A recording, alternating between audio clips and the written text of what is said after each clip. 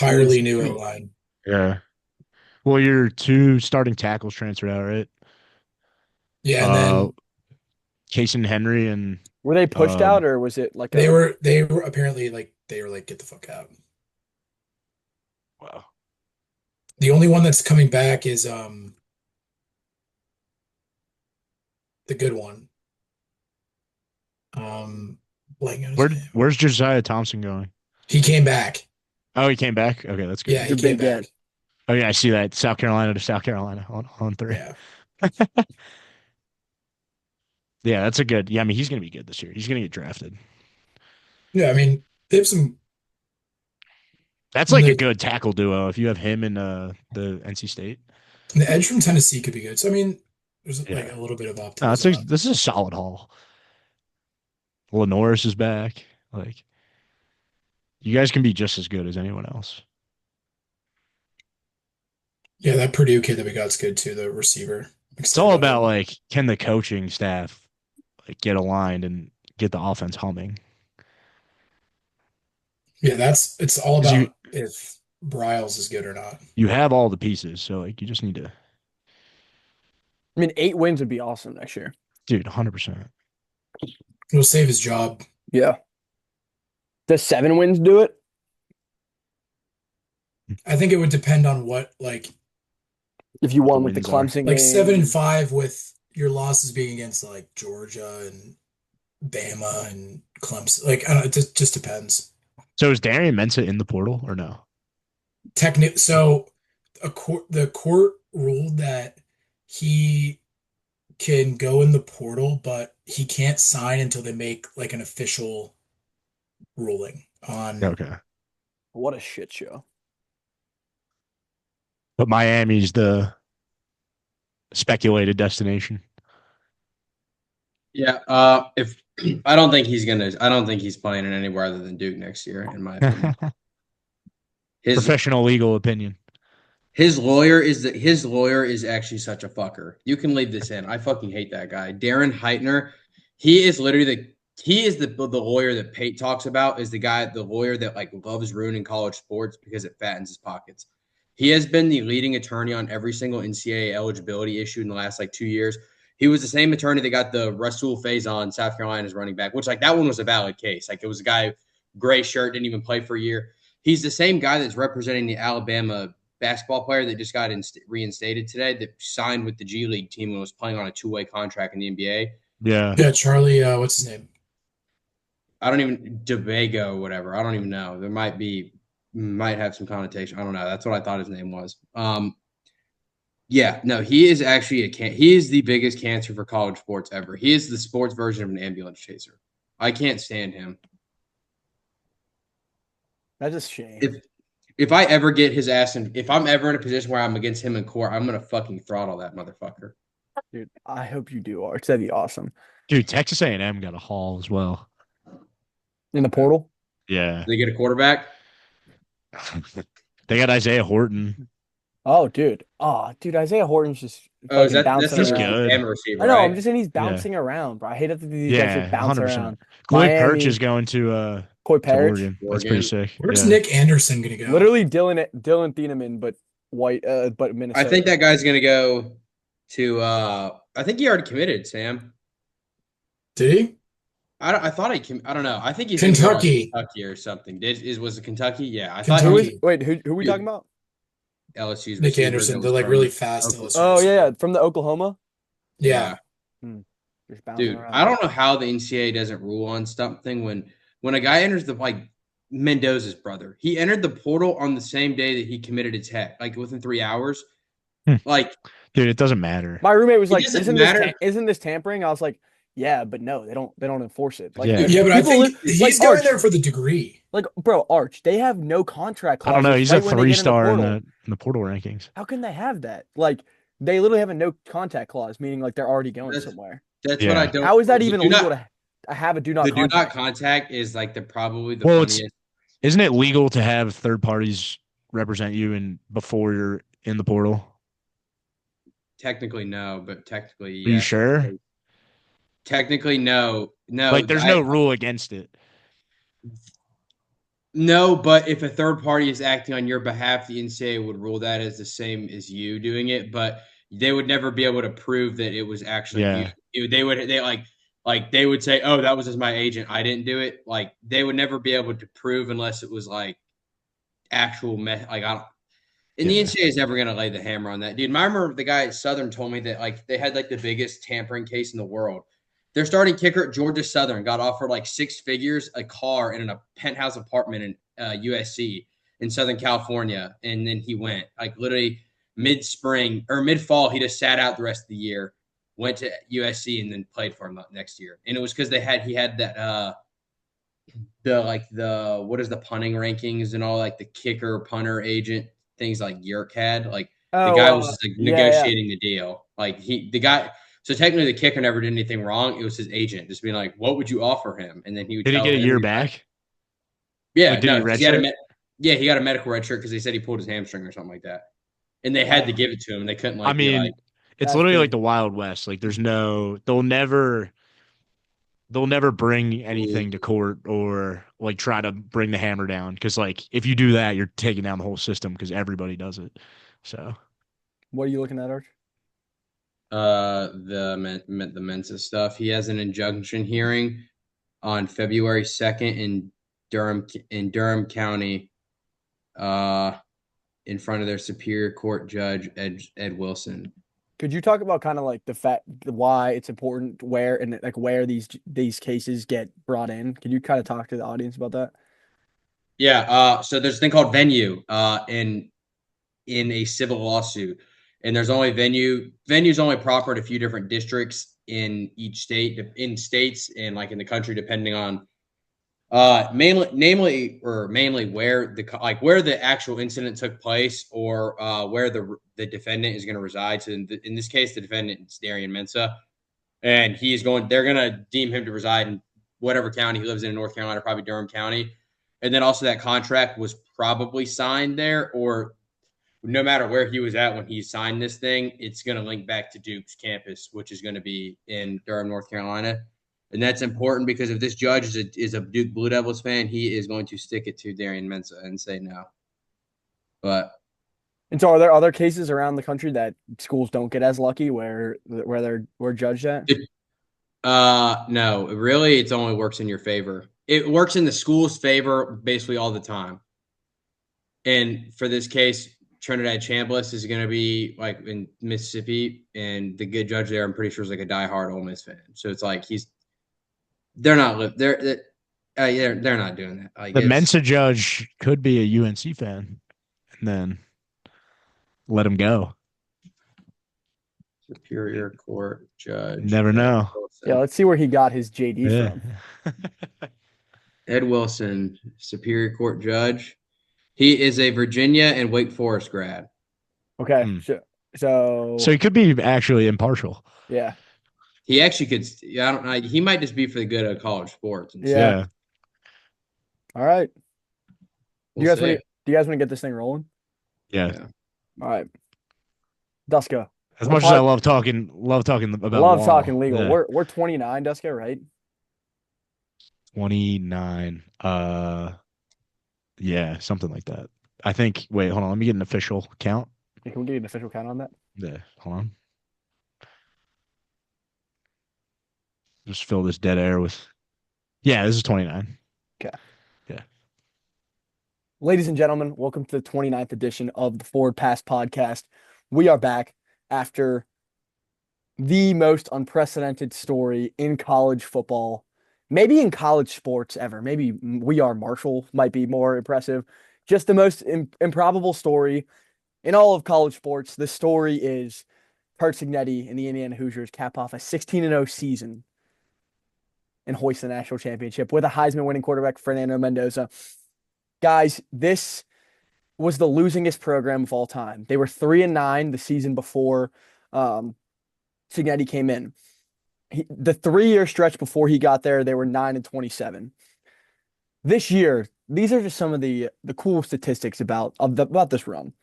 This is the first 16-0 team since 1894 Yale. They have 5 in their 5 games against playoff teams. So Oregon twice, Alabama, Ohio State, and Miami. The margin of victory is 88 points, 164 to 76. This is the school's first ever national championship. The last time a school won a national championship for the first time was Florida in 1996 with Steve Spurrier at the helm. Mendoza was ranked the 2,149th kid in the class of 2022. He was a 2-star on 247 composite rankings. He won the Heisman, and he's probably going to be the first overall pick. He also couldn't get a PWO to Miami, a preferred walk-on to his home spot. Insane storyline. This is the largest alumni base in America that has awoken. They took over the Rose Bowl. They took over Atlanta. They took over Coral Gables. This Miami or Indiana's program in program history. They have 3 bowl wins. Sigs has 3 bowl wins this year, and they have 0 5-star players on the roster, which begs the question: is Curt Cignetti the best coach in college football? Would you guys like some statistics for me to back him up? Go ahead. Okay. He's 27-2 to start his career. The only coach in this stratosphere is Urban Meyer. When he started at Ohio State, he was 24-2. But Urban Meyer's already had 2 national championships at Florida, and he was going to Ohio State, which was already a blue blood program. Kirby at Georgia was 20. He started 21-7. Saban at Bama started 19-8. Dabo at Clemson started 15-12. And he's also doing more with less. As I said, they didn't have no 5 stars. He's 146-37 since he became a head football coach at IUP in 2011. Since James Madison moved to the FBS, he's 79-11, which is an 86% win percentage. His worst season is 6-5 Elon in 2018, but they still made the playoffs without their starting quarterback Davis Cheek or their backup quarterback Jay Green. So they were with their third-string quarterback, still made the playoffs. Wow, you know a lot about 2018 Elon. I do. Weird. That is my case. Along with the past 2 years, that there is a strong argument to say Curt Cignetti is the best coach in college football. I have a question for you guys. So do you think it is an advantage or a disadvantage? And should it be considered that obviously the methods for recruiting, talent acquisition, everything's a little different than it was back in the day? Say, for example, Urban Meyer, he had to do it in a lot different manner. If you look at it from above the board, where that there wasn't any backdoor deals or anything, do you guys think that it's more impressive or less impressive to do it in this era? Less. I'm going to say less impressive solely because, well, what do you more mean by impressive less that- impressive? Well, More do you impressive mean- that he won a national title, but less impressive that he flipped the program this fast, in my opinion. my More counter argument to that would be every other team has the opportunity to do the same exact thing. Did Nick Saban have it in 2008 at Alabama? Because that's what you're comparing, and he didn't. My We're thing talking- is I thought that- we were talking currently. No. I'm talking about like what Dust was talking about from like the different eras, and like I think it's more impressive that he's been able to that he won a national title in Indiana. Like in this era, insane, but also less impressive as a turnaround as a whole, because in the old way, it would have been you would have had to sustain like 3 or 4 recruiting classes, and in this he hit on 2 portal classes and completely flipped the program. That I think the longevity aspect is less impressive to me because like it can literally happen overnight. I think the thing that's impressive about it is the school was Indiana. So he got there last year and brought in a portal class and brought some players over from JMU. They had a really successful season, made the playoffs, and then he followed it up this year, obviously, with not that different of a recruiting class. Like I'd say blue chip composite and like stuff we talk about all the time with the perceived level of talent you're bringing in. I'd say that it's pretty similar.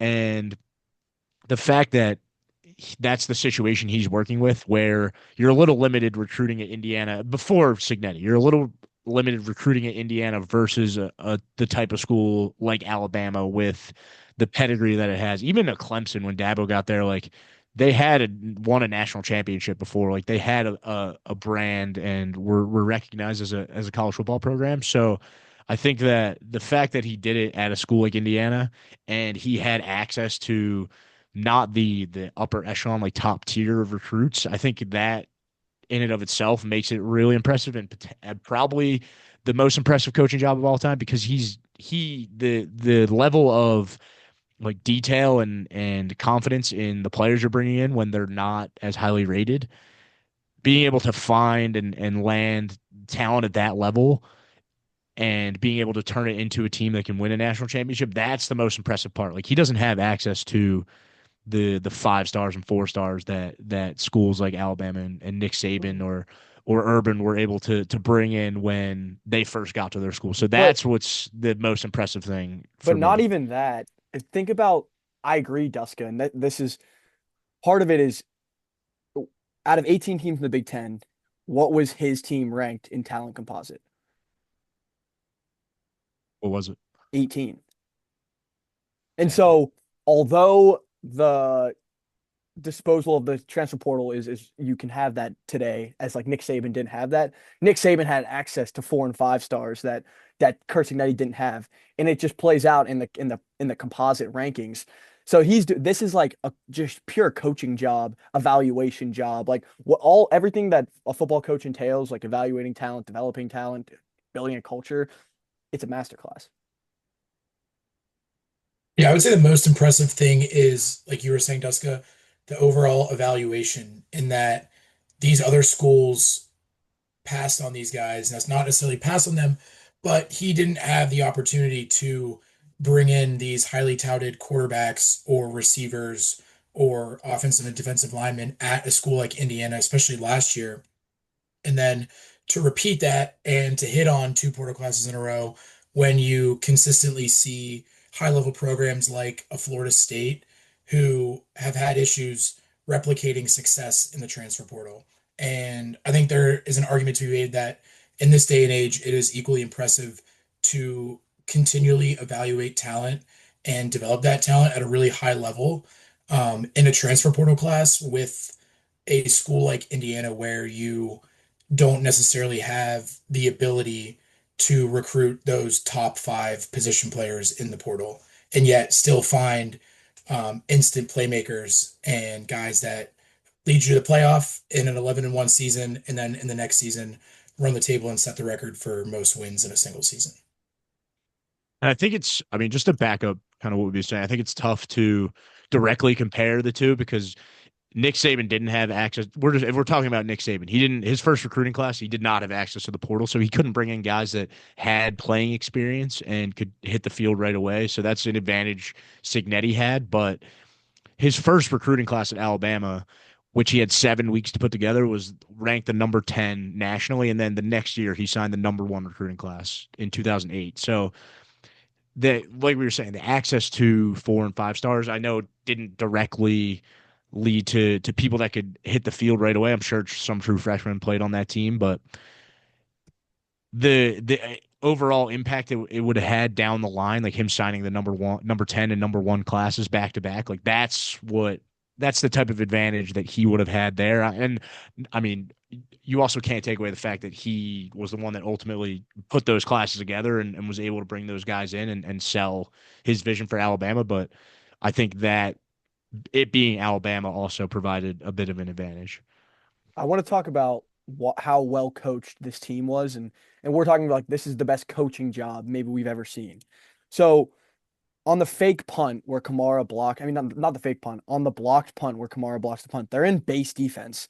And a little personal anecdote about punt team: when you're facing the base defense, the tackle on the special teams, which I played tackle on punt, I would have to go block the defensive end. And when you're playing base defense, you're thinking, okay, like they're not coming after you. But what makes it hard is if the defensive ends rush as hard as they possibly can, because you've got me, 185 pounds, going against Ashland. There's a guy, Michael Shimmick, who this year we're in the IUP Ashland game. He's an All-American, D2 All-American, 15 sacks, bull rushes me, runs through my face, and then murders my teammate, my buddy Parker, who's the punt shield. And so like, but a lot of times when you play base defenses, it's like a play they don't even rush, and it's a free release. It just depends on how good the team is coached and how willing each player is able to play. Out of 150 plays, you don't know. It's a wonderful strategy for Coach Cignetti. Out of 150 plays, you don't know which 5 to 10 plays are going to make a wild difference in a football game. Tom Brady's newsletter was talking about, I was reading it today, like you never know which plays those are, which is why you have to condition yourself to play full effort, like smart, fast, discipline every single play for the betterment of the team, because you don't know when that play will come. And when you throw your base defense out on the punt, you're just ideologically, you're just trying to stop the fake. You're saying we're going to put our base defense out there, so whatever fake they have, we're not going to bring a rush team because they might run the fake because it was whatever 4th and 2, and they block a punt and score a touchdown on that play. How big was that play? That won the game. That was the edge. And so a lot of teams, they don't even play hard enough to get that. Most defensive ends don't rush up the field and try to run through their number 6 on Miami was way undersized compared to Kamara. He was not an offensive tackle. He ran through his face, put pressure on them, and made a good play, and then you win the game. So I just think it's amazing what they're able to do. Yeah, I mean, Yeah. oh, go ahead, Arch. No, you got it. I was just gonna say I have a couple more fun things. Um, I mean, I think the game played out kind of how we expected it to. Both teams' strengths kind of shine through. Like if you look at Miami's run game, and I think they protected really well. Indiana, we've talked about their special teams, their linebacker play, their DBs. Like they showed up and were had really all of those units had really strong performances. Miami's pass rush was able to get home. Like all of the strengths that we would typically talk about these two teams, they showed through. So it was kind of, you knew that you were going to get the outcome that was probably the most accurate because you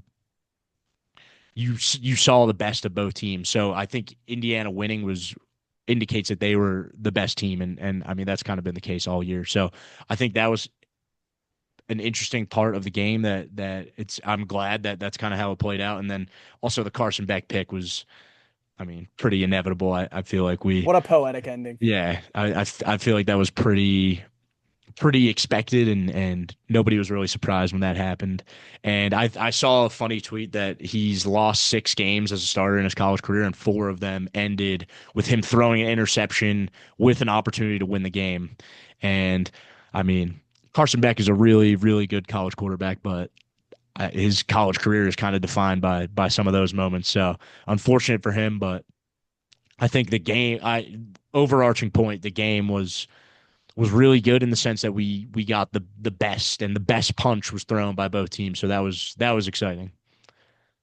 Yeah, Charlie, I like you said poetic, and I think that you could just describe this game for Indiana overall as poetic. I think that just the way that the game played out kind of encapsulates and highlights Indiana's strengths as an overall just cohesive unit to where in the first half they were able to move the ball relatively well offensively.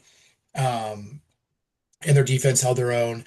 And then, in the second half when, Miami completely outplayed them in the second half, especially offensively, special teams makes a play. And then you have your quarterback who isn't this super flashy. He won the Heisman. He's going to be the first overall pick. But when you think of elite Heisman quarterbacks looking back, I don't know if Mendoza will be in the same sentence as guys like Burrow or a Johnny Manziel, guys that were electrifying.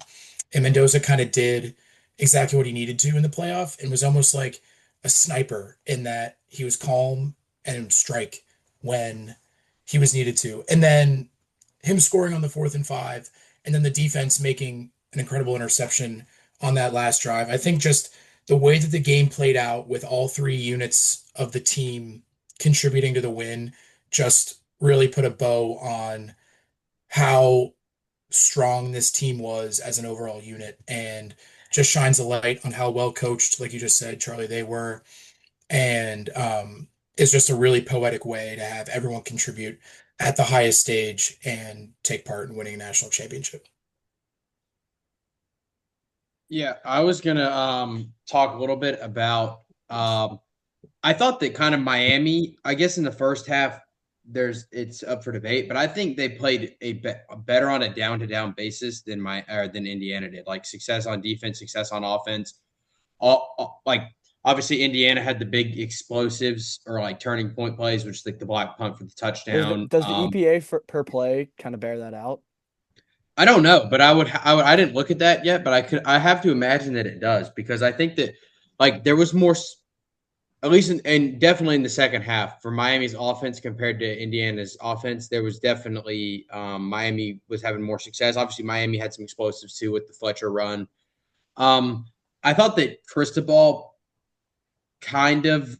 I think both coaches did, like they both had some miscues. Signetti with the timeouts in the fourth quarter in the second half. I think Cristobal's main one. I hated that or the field goal attempt before half with a guy that like you can't rely on your kickers and you settle at a point that you had your best drive all game. Clock management was also issue there because they ran it down to 30 seconds. So it was just weird. It was weird clock management there. And like y'all said, I think it was just poetic that Beck threw that interception to end it because he threw the exact same throw against Alabama in 2024 whenever Georgia was coming back in Bryant Denny and he threw a meatball sub to end the game. So it was good that he threw a po' boy this time. But yeah, get him out of college. I think it's His another 7th year. Yeah, to apparently. go in as we're gonna keep hitting on the coaching, like to see what Indiana did with super average tackle and edge play is just insane because they're manufacturing offense out there. Like they cannot drop back pass. There is no drop back pass. They run the ball. It's quick game. It's back shoulder throws. Back shoulder throws. The quarterback's on 3 and a hitch. Ball's out. So he takes 1 step, 2 step, 3 step back. He hitches. He throws. Sometimes he doesn't even hitch. So like the ball's coming out so quick. It had to because they could not block the edge rushers. And then on the other side, dude, Beck had all day to throw. They didn't pressure him. The only time they pressured him was on simulated pressures with linebackers. You saw the Aiden Fisher, blitzes with linebackers, Elijah Hardy, or just stunts. Like they put Kamara on this as on the shade, stand up on the nose, and he went to work. So other than that, they were literally manufacturing defensive pressure, and they could not blitz the quarter. They could not get pressure on Carson Beck. Just the way Miami was able to get pressure on Mendoza is just let's pin our ears back. Let's just go one on one at these tackles. And like Miami and Indiana does not have that personnel. You know the 4 highest paid positions in the NFL are quarterback, tackle, edge rusher, and receiver. And so that the NFL kind of shows you where their money is being spent on what the most important 4 positions are in the game of football. In Indiana's average at both of them, tackle and edge. So I just think that's another way. And Arch, I disagree with the timeouts a little bit because on one of the timeouts that Signetti took, they call the draw play and they score a touchdown. So one timeout leads to a touchdown. The second timeout, he gets the defense settled down, and he's able to they get a pick the very next play. So, I thought the timeout in the 2-minute drill on Beck, I thought that was wonderfully placed because you could tell like Miami was in a rhythm. And right after that Landino, I thought that was kind of a bullshit roughing the passer, but I really like that timeout call. So I kind of disagree with Agree, the Charlie. timeouts. I thought that was a good timeout on defense. And on Are offense. you, are you talking about in the fourth quarter? Mm-hmm. And On the the third 2-minute quarter. drill? Yeah. Oh, I'm not talking about that one. I was solely talking about the one. Like hindsight's always 2020. He called like they had an issue with like what they were wanting to do, and then they called a timeout. And yeah, they scored a touchdown on that play. But like, I think it was just you look at that play completely differently. And like the time, like, and you could have used that timeout. And all I was saying is that was probably I wasn't saying it was that was definitely Sig's worst moment of the night though. Like not being, I guess, having conviction with his decision on either to go forward or kick the field goal that caused him to do the timeout because they You know, probably could have gotten a playoff, but I mean, they would have snapped it with like 1 second left and communication would have been off. I think sometimes it's gamesmanship, especially when like the players are in the huddle on fourth down. There's like 27 seconds on the play clock, and sometimes it's just nice to gather the guys around. Like, all right, we're going for this. This is a huge play. Like, let's execute. Let's refocus. Let's be like our very best selves. I think there's times when going for it on fourth down, the timeout is definitely gamesmanship, and especially because he's like, I don't want to be down again. We're going up 10 if this works. So like, I could use this now for gamesmanship, or like I kick the field goal and I have to use these timeouts later when Mendoza has to lead a heroic like end of the game drive. Yeah.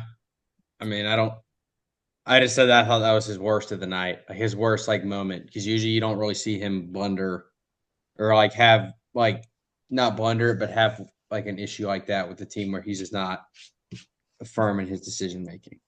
Also, Charlie Becker, guys. I wanted to say, like, I think the production stats don't bear this out, but I think the trio of Surratt, Cooper, Becker, and I mean, I looked it up just to kind of put them in perspective with compared to other receiving cores, even just this year in college football, like the production in terms of receptions and yards from the three of them, it doesn't really stack up. Even to Miami had more with their trio of Mary and Tony and Daniels, but I think that this is sneakily one of the best receiving cores in college football, maybe one of the best ones, maybe not in terms of transitioning to NFL production, but in terms of college and them being able to make huge plays when needed and do all the things they need to do for their team. I think this is one of the best trios of wide receivers we've seen. Like think back to some of the insane plays that they've made this year, like the Becker 4th and 5 catch in this game.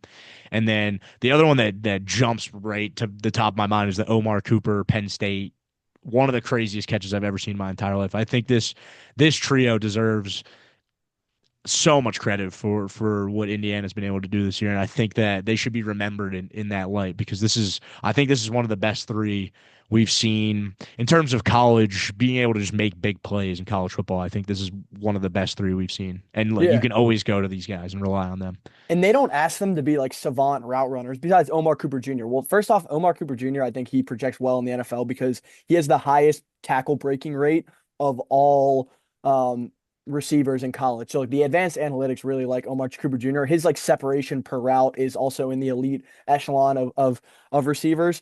And then they don't ask Becker and Surratt to be these route running savants where like, hey, we need you to run a 15-yard in man coverage, or we need you to run like a post corner. It's we need you to run the back shoulder fade and be really good at that because that's what we're throwing.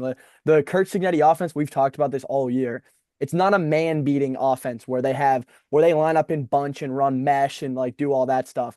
Dude, they line up wide, they see man coverage, they throw the back shoulder fade. Stop it. And you can't. And you can. I also have just one funny stat. So Kurt Signetti, Indiana never had a 10-win season before Kurt Signetti got there, and now they've had two and have gone on to win a national championship.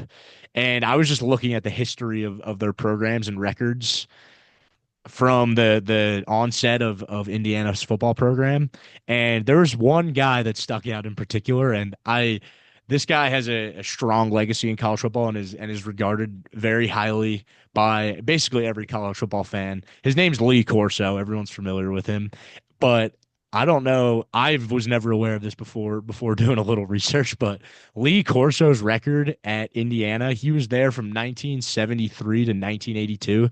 41, 68, and 2. They won one bowl game in 1979 when they went 8-4. They won the Holiday Bowl. So just putting the program in perspective, one, it's funny that Lee Corso's tenure there was that bad, and this program was pretty cursed before Signetti got there. But also just the fact that they've won a national championship is kind of just it's still hard to wrap my head around, but it's pretty cool that you were able to see a program that was that down in the dumps literally get to the top of the mountain. So it's just the Lee Corso stats funny to me. Yeah, I mean, and I think they're here to stay. I think this is the school that I think can overtake what Penn State was in the Big Ten in terms of like maybe not Ohio State, but like in that tier right below. I don't think they're going anywhere as long as Signetti's there, and they're going to have some coordinator turnover with Haynes and Shanahan at some point. I hope Shanahan to Pitt in like 2 years. Give me that. What you like that, Sam? Love it. Yeah. So, but either way, they're going to lose those guys, and I just don't think it's going to matter until Sig is ready to hang them up. I think the Big Ten is just positioned super well right now in terms of it just being a pay for play league. A play for play sport, a pay for play sport. You look at the head coaches out there now. Like I don't see Whittingham doing horrible at Michigan. Obviously, you have Ryan Day. Even speaking of teams like up north with money, like Notre Dame's not going anywhere.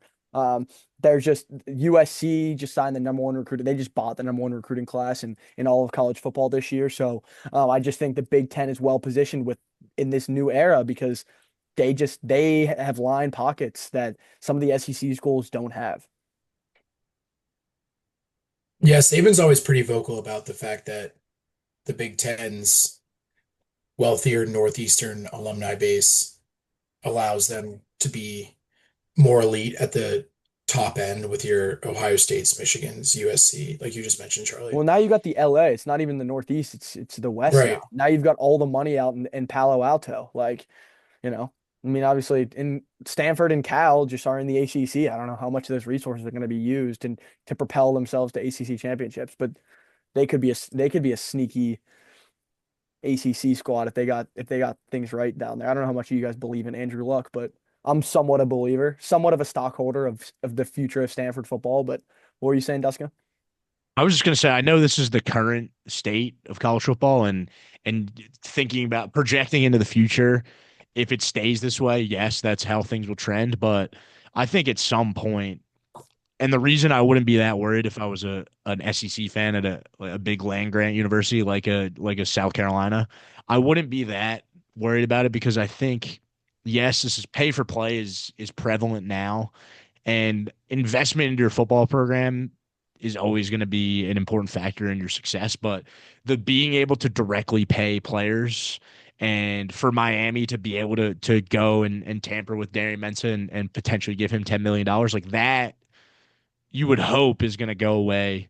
And the gap between schools that have all of these super rich, super famous alumni, like Mark Cuban for Indiana, you'd hope that their ability to impact player acquisition in that way would be limited and a little bit more restriction, like some type of salary cap and some type of incentive system for guys to stay at schools. Like you'd hope that that's not that distantly far in the future, and that this landscape that we're projecting into where these Big Ten schools that have really great academics and really rich alumni that can give money to their football program to field a team, you'd hope that that's not as much of a factor in the long run. It's probably going to be the case for at least the next maybe 5 years before we get regulation for stuff like this, but hopefully that's not like the long-term direction of the sport, because at some point it's going to erode the foundation that college football is, the things that make college football great. That's going to get eroded at some point if it just becomes a pay-for-play sport. So yes, this is the current landscape, and yeah, a school like Stanford that's like that prestigious academically and has a lot of good alumni, they'll have an advantage over what ACC team is in bad shape.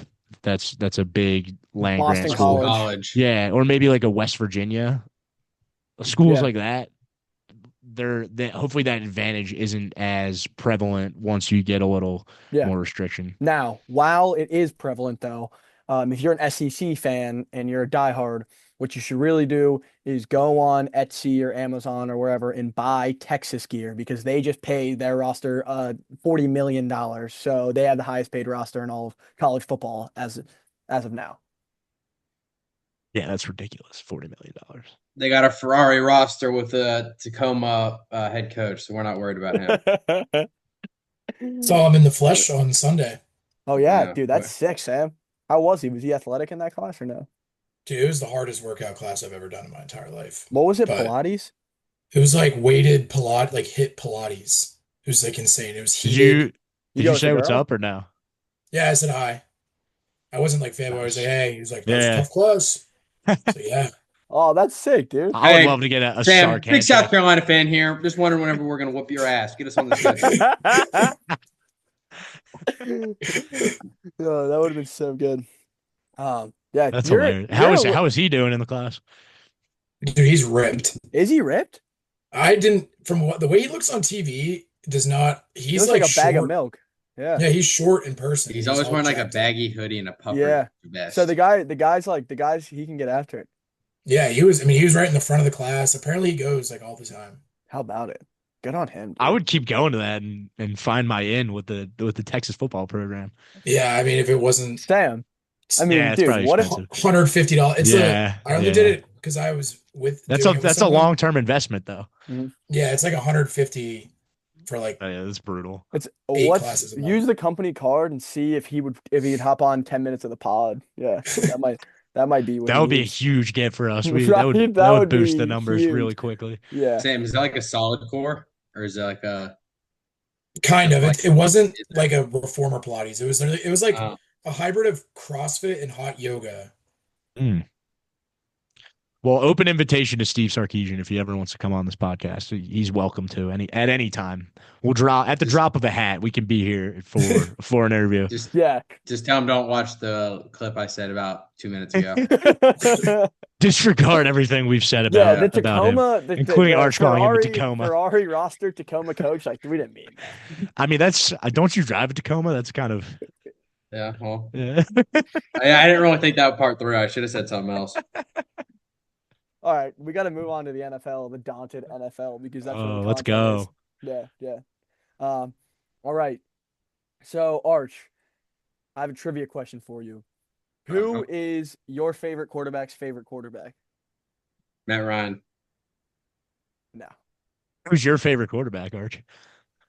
Matt Ryan Yeah, who's Matt Ryan's favorite quarterback? himself.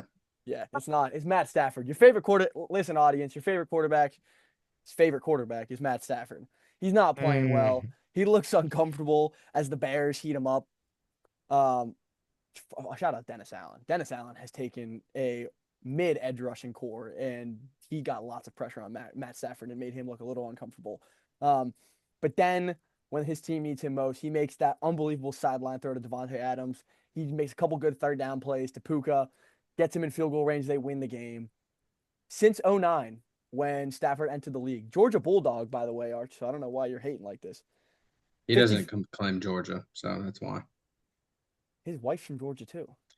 Yeah, whenever he doesn't like, he's been. This is a discussion for another day. Okay, he's not like a Georgia faithful. No, he doesn't. He's not claim coming us. back to the. No, he doesn't. He doesn't say "Go Dogs" back if like someone says it to it in public. Like every other guy I've ever known, like every DGD will do that. He doesn't. He like thinks it's weird. He doesn't come back often. He's not one of us. What, is it because his wife was banging half the roster while he was there? It probably was. come Yeah, he was on. banging. She was banging the backup quarterback, Joe Cox. Oh, brother. Now Joe Cox is at LSU as Lane Kiffin's tight ends coach, and he was at Ole Miss. Circle of life. How about it? Yeah. Well, since 2009, Matt Stafford has 55, That's brutal. 55 game-winning drives, 11 more than anyone since that time period. You know who's never coming on this podcast now? Matt Stafford. Stafford's His so dumb. bridge is burned. Yeah. I don't think he'd want it. I don't think he'd want it. I would grill him so hard. You know what I'm more impressed about, though, than Matt Stafford, because I don't think he won the Rams this game. Do you know that the Chris Shula's defense for the Los Angeles Rams is the lowest paid defense in the league? They spent $69 million on defense this year. Do you know what the Steelers spend on defense?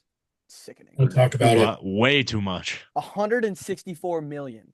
So the Chris Shula gets his defense to play like this with a $64 million defense, and we get our defense to play like this with a $164 million defense. We're second in the league behind the Giants.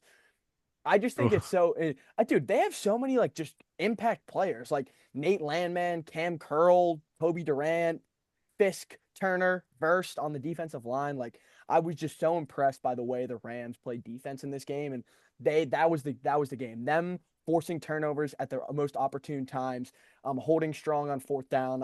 I thought that was just such an impressive showing from Chris Shula in the Los Angeles Rams defense, and then Stafford just got the ball in the right guy's hands at the end of the game. And Luke said it best in our group chat when Caleb Williams threw that interception in overtime. Luke, I want you to finish my quote. Live by Caleb. Die by Caleb. Yeah. Go for it, Luke. Give me your thoughts, because those are my thoughts. Chris Shula, what a game. I mean, first thought is the absurd play that was it Loveland that caught the touchdown? Yeah, no, Komet. Also, let me tell this story. Absurd play. I'm in Vail, Colorado. We're at this restaurant, and there's a lot of Bears fans at this bar sitting there, and And there's a couple like F words, couple mumblings about like, and like, dude, so when he retreats back, no, what are you doing? Like, that's what the bar is saying. Like, no, no. And then everybody turns their head and looks towards the television. Like all the waiters, the restaurant stops. And dude, when this ball gets released and Cole Kmet catches it, the restaurant erupted. It was unbelievable. We're in Colorado. It's not even like there's a couple Bears fans there, but like it was unbelievable to see like a place see that brilliance in real time. It was one of my favorite sports moments. I was like running around the restaurant, like, oh my God, what the fuck just happened? Dude, I was at like a nice restaurant Sunday night, like just getting a drink sitting at the bar, like a very nice restaurant. Yeah. And um they had one TV at the top, like right at the bar, and like it was like 9 p.m. or whatever it is Central Time, packed. And everyone, like kind of like what you were saying, Charlie, like when he caught it, everyone was just like, whoa. It was sick. Like it was really cool. Would have Did y'all been the see it? most could have been the most shambles moment of all time for Kobe Durant if the Rams lost that game. He had Like that 2 picks was though that game. I He was playing understand, really good in that game too.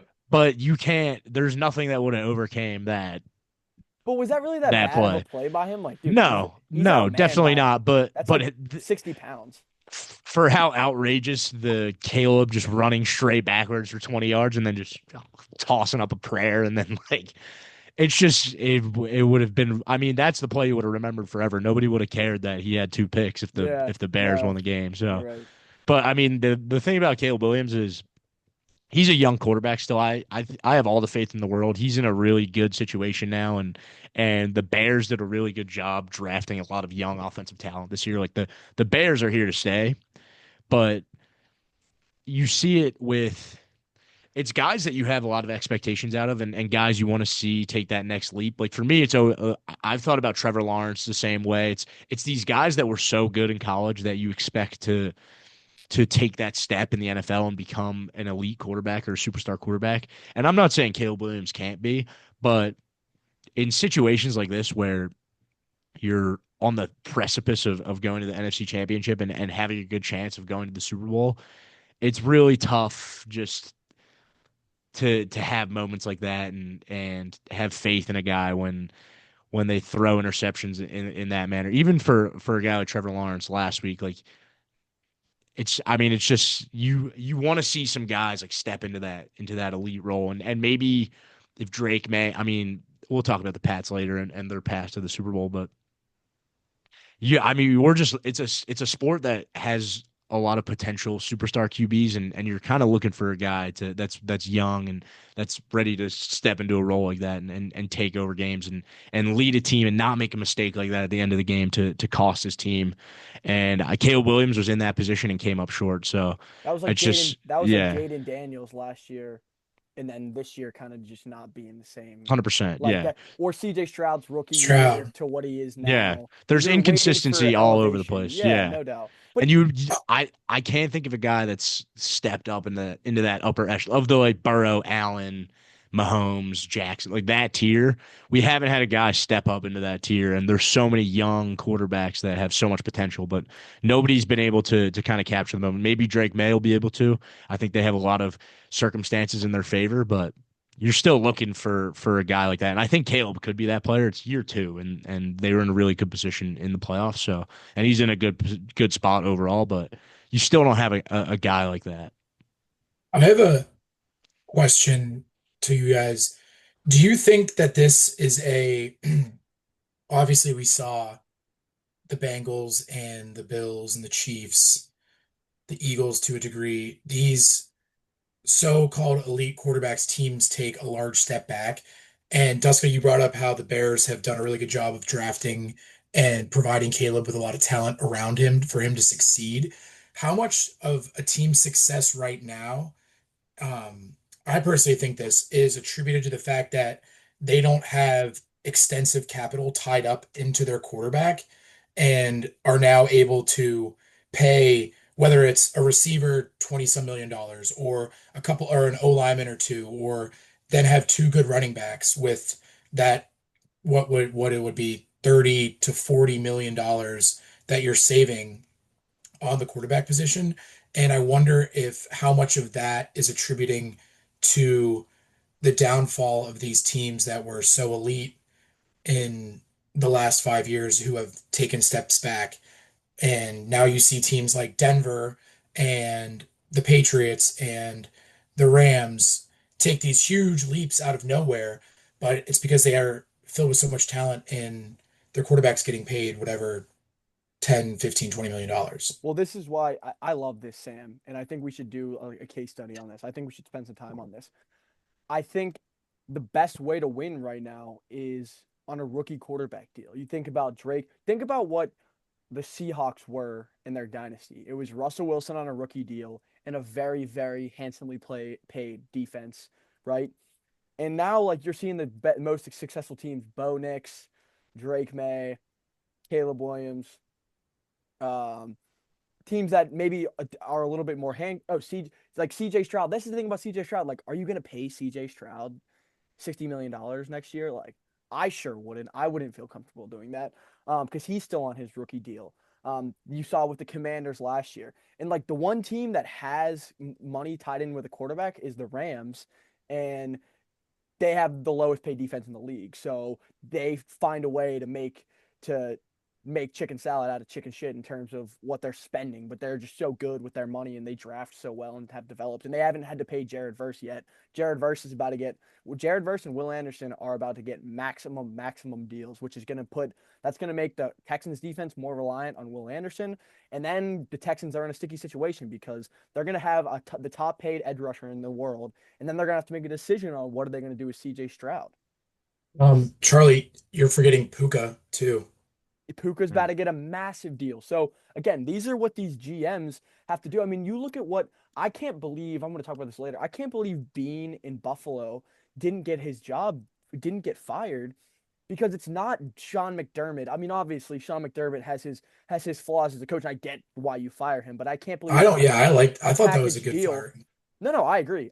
He should have been fired, but not firing the GM as well when obviously this team is lacking in all areas. And you make up the Keon Coleman thing. And then also the defense was the worst run defense in the league. Like that's a personnel issue, not just a coaching issue, right? Like their best weapon is Khalil Shakir. That's a 6th-round pick out of Boise. He's not making any money. So that's one of those things. But these GMs, like the Chiefs, that's why I think that the Chiefs have been really good with kind of they're making their this is why you see their offensive line struggle a little bit because they can't just put enough capital into it. They lost Joe Thuney. Like Andy Reid did not want to lose Joe Thuney.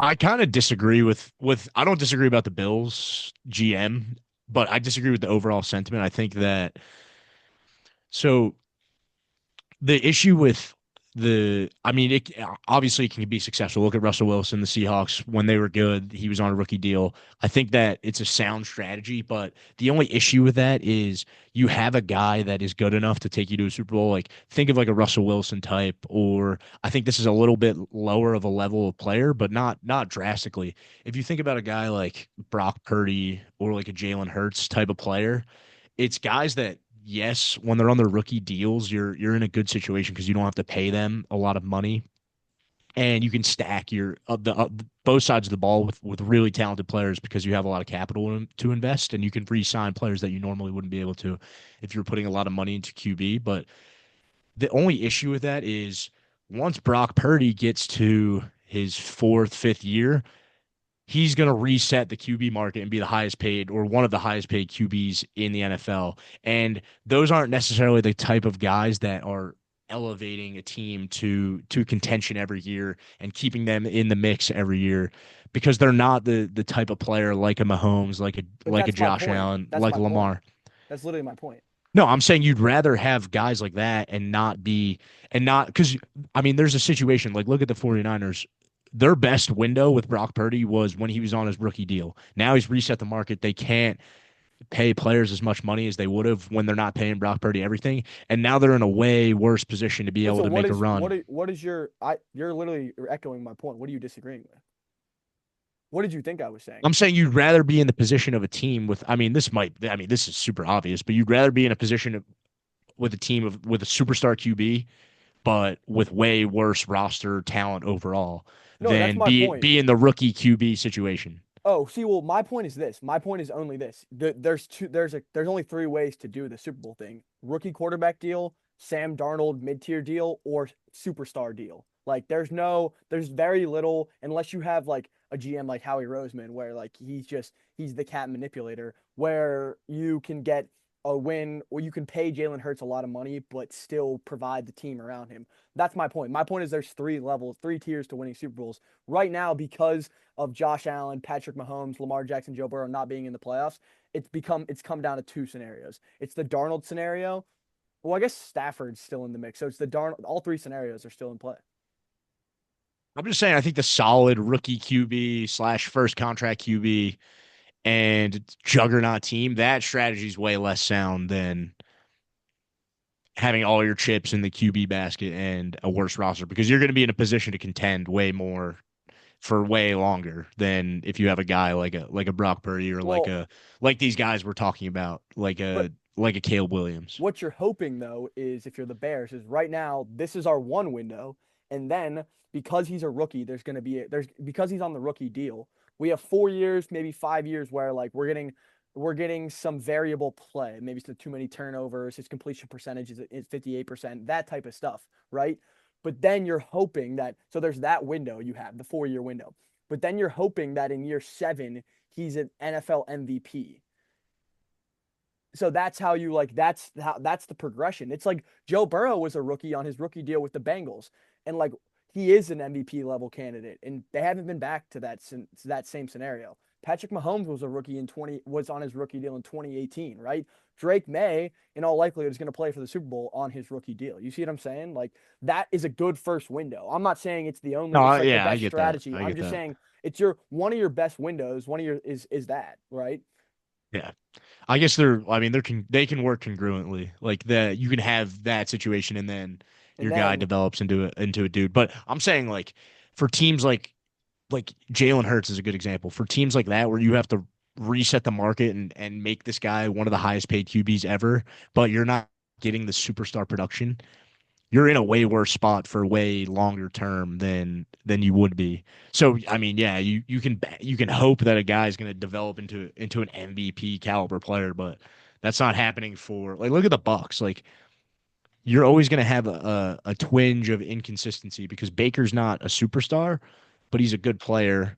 And it's hard to build a good team around a guy like that because he's always going to get paid a decent amount of money to be on any team. Like look at Kirk Cousins' teams. Like he was always getting paid a lot of money, and they couldn't necessarily surround him like they would have surrounded a team like the Pats this year with Drake May because which I he's completely agree with you. I think that's a bad. So like let's extrapolate this and let's talk about like the Texans for example. Like they're going to face the they're possibility that screwed.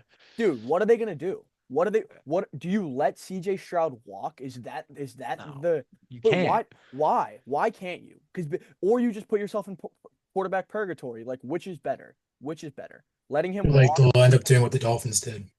Dude, exactly. Like, is that because how many times are we going to do this before we realize, like, you can't do? We're seeing this. I think the NBA is farther in on this trend. The NBA used to be we have to supermax everybody that's eligible for it because that's the only way to win is by with superstars. But then teams like the Bulls started supermaxing Zach LaVine, and Zach LaVine is never good enough. He's never going to be the Ben best player. Simmons. He's never going to be the best player on the championship team. There's a ton of examples of the NBA doing this. And now Tobias Harris. they are way less likely to sign the supermax. NBA franchises are like, you know what? We're actually going to let you walk. Think about Trae Young this year for the Atlanta Hawks. Like, we would rather you walk or we trade you for some assets above being in this hell where we pay you way too much money for the level of production we get. My thing is, when is the NBA, the NFL quarterback market going to catch up? Like, who's going to be the first team to have a little balls and say, no? Well, I think the only issue is the easy counter is like Stroud's potential is being limited by the coaching staff at Houston, and then you let him walk and he gets picked up by a team that can develop a QB. Like say he goes to Shane Steichen and the Colts, and you plug him in that system, and then all of a sudden he's a superstar. then there's always potential for that. But that's a You have sunk a sure cost. thing, and you've seen, yeah, but you've seen the potential that you can unlock with him if he's in the right situation. So letting that walk away as opposed to signing a mid-level QB or banking on another draft pick, I think that's a way worse strategy than hoping you hire the right coach and you've seen the potential of this QB, and if he's in the right system, he can produce at this No, level. I agree with you. I think this year I wouldn't pay him. I'd make him play out next year on his rookie deal. Yeah. That's so like next year is like the most important year for the Houston Texans franchise because it sets up the next 8 years. Because like let's say CJ Stroud is virtually the same as he was this year, then what do you do? Then you have Dak Prescott.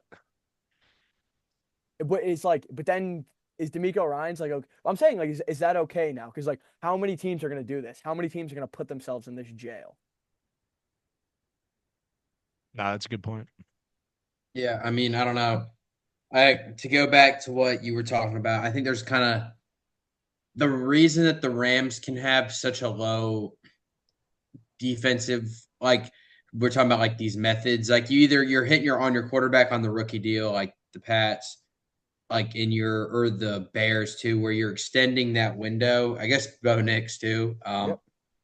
where you have these like the 5 or 6 years, like you said, where that's basically your one probably your best chance at a Super Bowl when you're able to maximize your resources, other parts of the roster. And then there's the Rams side where you have a really good offense with rarely any of those guys were drafted. Like Kyron Williams was drafted. Puka, Other than 6th round that, pick. yeah. Like, that's a huge. But Pick. other like Adams, you signed him. Stafford, you signed him. But then it's you hit on so many key defensive pieces. Yes. Like Nate Landman, their linebacker that they got from the Falcons. They signed him to like a peanuts contract from us.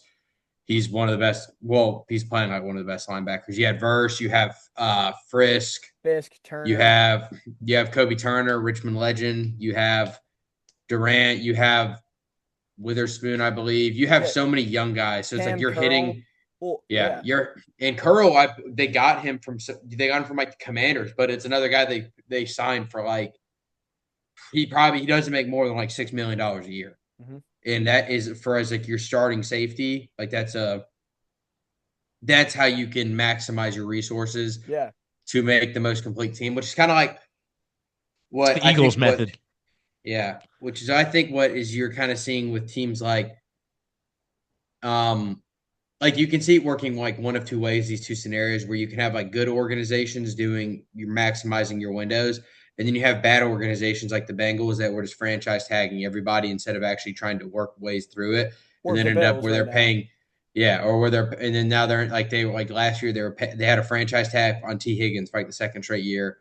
Like you were negotiating with Chase, and then it's like, and then you had Hendrickson, then you're just like, they're such a mess. You're keeping your head coach, you're keeping your GM. You haven't really hit on any draft picks like as of late. Your first round pick this year didn't even sign until like week 3 or something like that, and he sucks. So like I don't understand why like that's they've like, also missed every offensive line pick they've made too. Like they're just they can't do anything. I can't remember the last pick that's been like a good like Chase Brown. Yeah, he was like a 4th round pick, and he's like fine from Princeton, like late round pick. There's just a bunch of fine guys, like nothing. Yeah.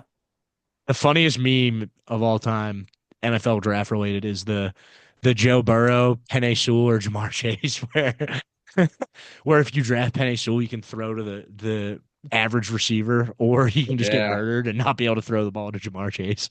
And I mean, it's come to fruition. It's just fact. Yeah. That's why you build inside out, not outside in.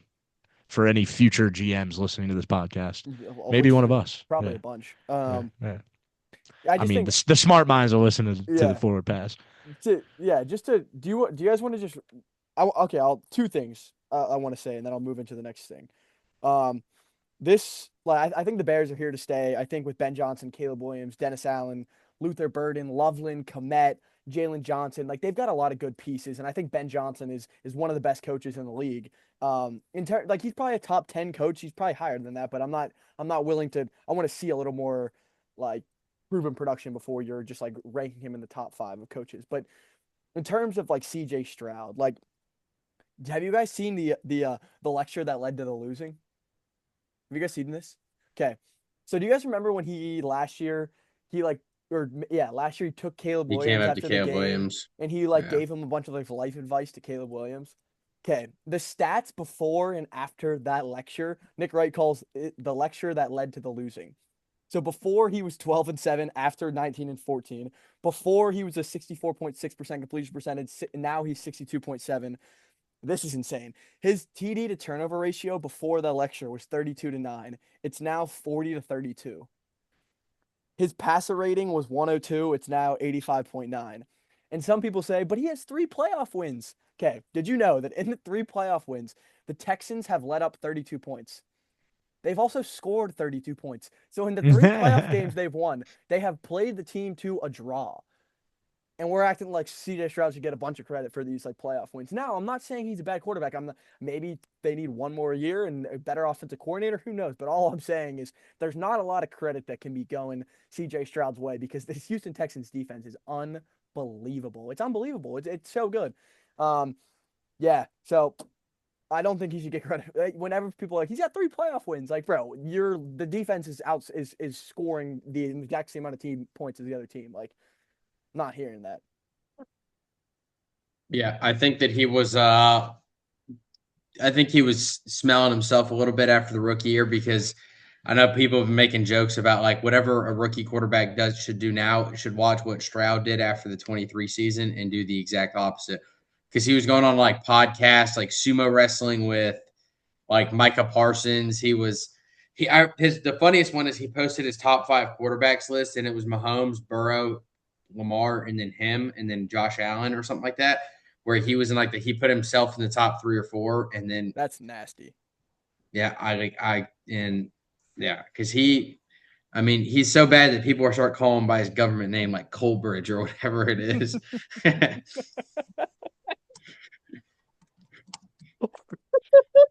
That's absurd. Colbridge Bernard Stroud the Fourth. Coleridge Bernard Stroud the Fourth is what people are calling him now.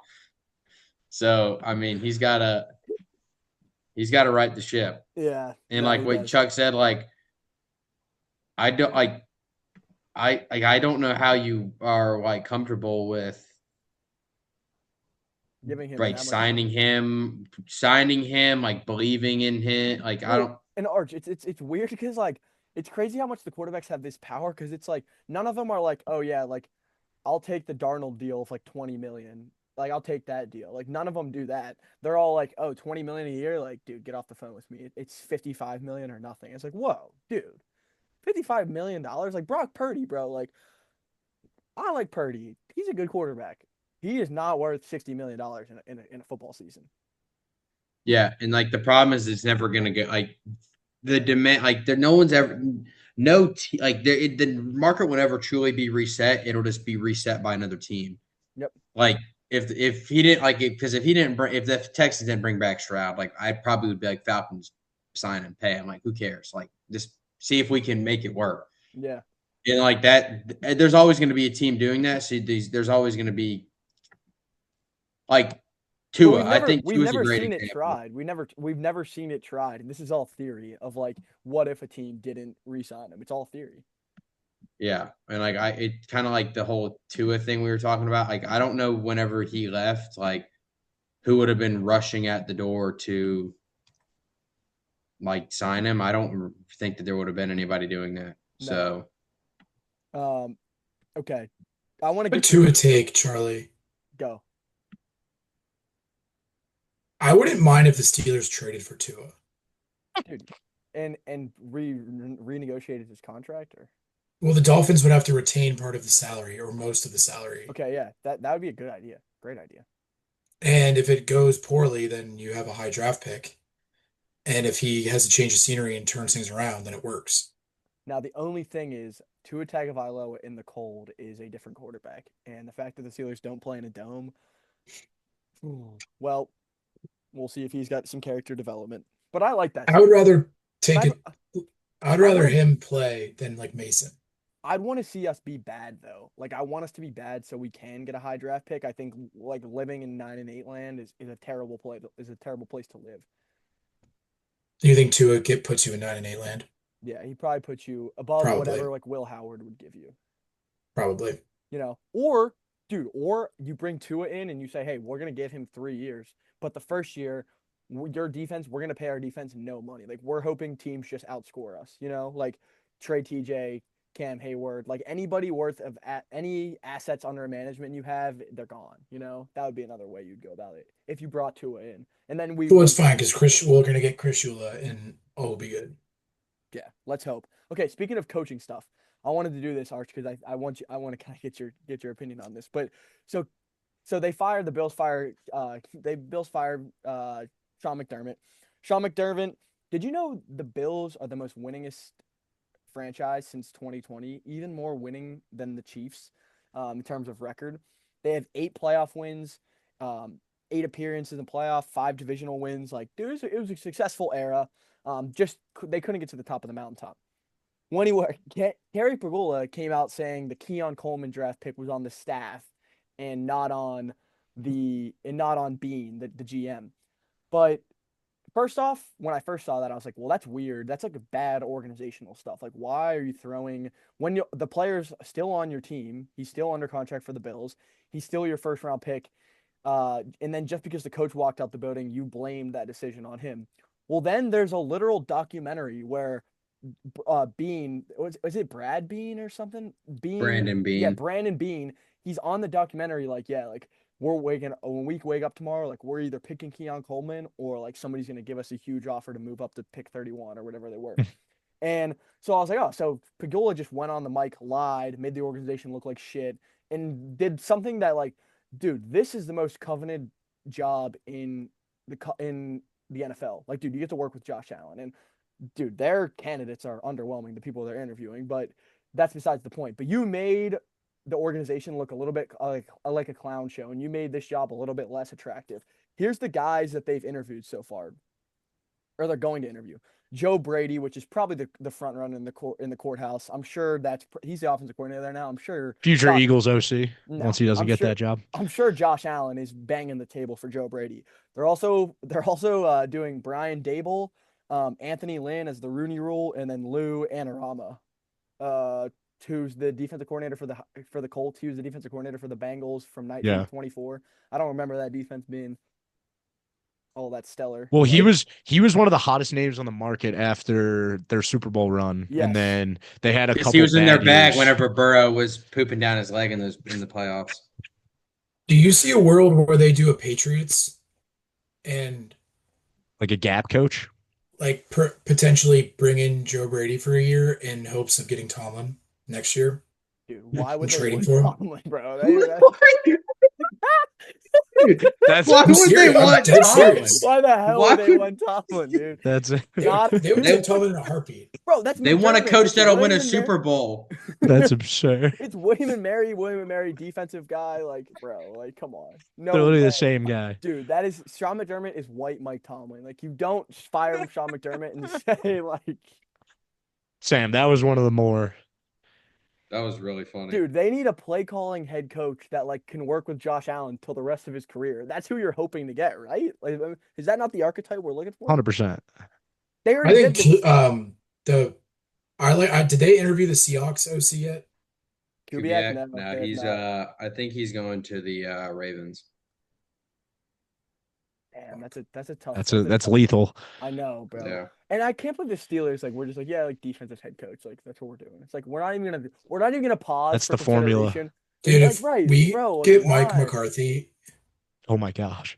No, I would that's not a bad hire for the Steelers. Yeah, bro. That's like play caller, like maybe develop a young quarterback. Like, I don't know, dude. Yeah. Chris Shula, like we get the OC that comes with him from the McVay train. What's his name? Vanderhorst or whatever. But dude, Shieldhouse. If he's that well's got to run dry eventually, dude. And if he's any good, he's gone in 2 years. See ya. I don't mind him as the head coach. You might as well take a shot on a young play caller, right? Like, bro, that's you might as well. Charlie and I were texting about this as a low. How do I word this correctly? A high floor move in that if it goes really poorly, then whatever, then we are bad. And yet you have the fact that this could work out really well. Wait, but I don't see. This is my thing. I think there's no other way the Pittsburgh Steelers are successful moving forward unless we're really bad this year. Like, what other way is there? Like, I don't. If we're None. like, bro, I don't think we should even want. Like, I want us to lose tons of football games next year. I hope all of our players are traded. Like, this is not. It's not sustainable to just hire. If we hire Chris Shula and then sign Tua and then we go 8-10. Like we missed the point, bro. We literally missed the full fucking point of doing That's this. what Of happened this hiring Mike year. Tomlin. But this year, the past 8 years, that's literally what we stared down the barrel of 9-8, 10-7, and 8-9. Like, Is it outlandish to say that some of these teams should look at Mike McDaniel for a head coaching job, or dude, if the He already- Steelers, do you? He's the OC. I know the he's. Chargers. I know he got hired, but like, do you think he should have gotten more consideration? I think this is the Saleh Yes. thing where teams don't they like the Jets. Like when Saleh got fired from the Jets, he probably deserved a head coaching job that cycle. But he takes like the sabbatical as a coordinator, Yeah, yeah. and then And then he'll gets a and then good situation. and he gets Cam Ward. I Like think if this I is would, Mike McDaniel. Arch, if I was the Falcons, I mean Stefanski's not a bad. I like Stefanski. You could argue that he's better hire than McDaniel, but I would have been pumped up if they hired him. Yeah, I kind of wanted the Kubiak. If we were gonna go Yeah. for like a older guy, Stefanski was kind of, and then it was like the Kubiak, McDaniel, and I kind of wanted. We didn't interview him, but Brian Dable would have been Yeah. interesting to me. That would have enticed me. Yeah, like what offensive talent did Dable ever have at the Giants besides with Saquon He made and Daniel Jones that one year? literally look insane. And then Daniel Jones, like he was bad because he had so many injuries and was banged up. Like it wasn't going to work in that system at some point. So him going to a new environment, that was good for him. Yeah. And there's a reason they had a lot of success. But I mean, Jackson Dart looks Yeah. decent under the limited time Dable spent with him. Yeah, and like what offensive line have they ever put out there to support a QB? What run the game have best they guy ever is had? like Andrew Thomas, and he's always hurt. Yeah. How about that GM surviving? How about Evan Neal getting drafted 4th overall and he's literally not in the NFL anymore? Dude, that's insane. Well, it was because that picture of him at the combine when he was lean. Do you remember that one where Yeah. he was like 310 pounds and he was like actually kind of jacked? I will say my first ever varsity football game was against IMG, and I remember looking over looking over the other side of the field, and offense and defense do like one-on-ones to start like as a warm-up Duska. You guys do that, like Yeah. the O-line, D-line to start, and you see Nolan Smith going against Evan Neal, and you're like, oh, dude, I don't know if we have the Jimmys and the Joes for these guys. How many NFL guys were on that Pine Richland team? 0? Dude, yeah, we had. I mean, Kadick was probably the closest. The center from Yeah, Indiana yeah, last yeah. year. Kadick was probably the closest. He could have. He Dude, would have. those He would have been in videos the of him NFL. after the Yeah, Natty were hilarious. yeah, guys. Oh, I didn't see any of those. He just deletes beer. He Like, does. He's a big Barstool, fella still. Professionally for Barstool, he just deletes beer. I have something funny about that. I'll say after. All right. Well, that'll be a post pod thing. Do you guys want to do a? Well, you go. You got something? Me? No. Well, Go. if we were going to talk about the Bills thing real quick, and this overall from the cycle, there's been 10 head coaches that have been fired, if these stats are correct, and only 2 GMs have been fired. So I think the biggest takeaway is that these GMs are getting more and more buddy with owners, Yep. and the blame, like Great. the point. like in 20 seconds about the Bills. It is so laughable that you blame all that on McDermott it's like came out through the last years. Like McDermott has told the GM, like we need better weapons, and then they swing and miss on all the guys on the trade deadline, and they just signed Brandon Cooks. Like Cooks is like he was probably their best receiver in the playoffs. Yeah, Like, that's absurd. bad. That's really bad. That guy's and timeless. It would have been Gabe Davis if he didn't get hurt. Yeah, and He like did. you're like, if you look at his draft from the last like 3 years from the Bills, like Cole Bishop, good pick, the Utah safety. Osiris Torrance, guard. Like he starts for him. Like I don't know if he's great, but he's at least starting in year 3. Dalton Kincaid. Other than that, like you're looking at like their draft. Spencer Brown was a good pick. Yeah. Other than that, like their drafts, like the last 3 years, like they're horrible. Like, and you're trying to. They don't win, draft like, skill players well at all. Yeah, That's like their if biggest you issue. That's the thing. Like we were talking about James with Cook. Stafford. if Besides you pay Cook, your yeah. if you pay your quarterback, you have to hit on picks like the Rams do. Like the Rams hit it like a 90% clip. No, but like I don't, and you just don't. And like it probably like 50, like 20% for the Bills, and like that you can't win doing that. I mean, Like So watch the Rams set up their QB situation perfectly with the draft capital they have now. They're gonna find the perfect guy waiting in the wings and then just be able to reload with him. And then they're they gonna have have the them. rookie. Then they're gonna have the rookie they're gonna have the rookie contract, and yeah, then they're gonna be able to load up even more. They're gonna and be then able to pay all their defensive Verse, guys. Fisk, Yeah. they're all gonna get paid. Turner, yeah. They're gonna be able to pay everyone. They're gonna be I mean, the Rams are gonna be good for the next like As 7 years. long as McVay's As at the helm. 100%. Yeah, that guy's Do y'all smart. understand who I'm referring to? Duska's who they have Yes, him as yeah, already. yeah. Yeah, Stetson Bennett.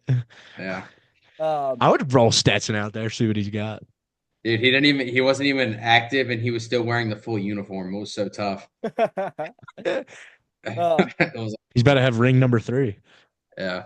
Arch, you're right though. Owners spend way more time with the GM than they do head coaches, and head coaches are generally more alpha personalities, so they'll butt heads with you if you're not a football guy trying to make football decisions. So I just think these owners and GMs, like they're at each other's houses for dinner, and I bet they're as soon literally as just things start going bad, the GM's like subtly getting in the owner's ear, like, "Oh my gosh, always, dude. if we had a different coach, look at all I these can't things that would be believe different." I Yeah. can't believe McDermott made us draft this guy. As they're sitting in the suite drinking like white wine, Yeah, and they're just like the goal is laughing. like, Yeah, really? He made that decision? And then he's like, yeah, Did like, you talk to Sean this week? He's totally off right now. yeah. What is going on with him? Is he doing his job to the best of his yeah. ability? And then I I'd don't Tony, argue that from understand. all I'd argue that from all the head coaches that were fired, like they didn't have that, like their GM could have gotten fired as well. The Falcons fired probably one of the better ones, like from the last 2 years in Fontenot. Like, and yeah. if the Falcons Did can Joe fire him, Schoen get fired? why can nobody else?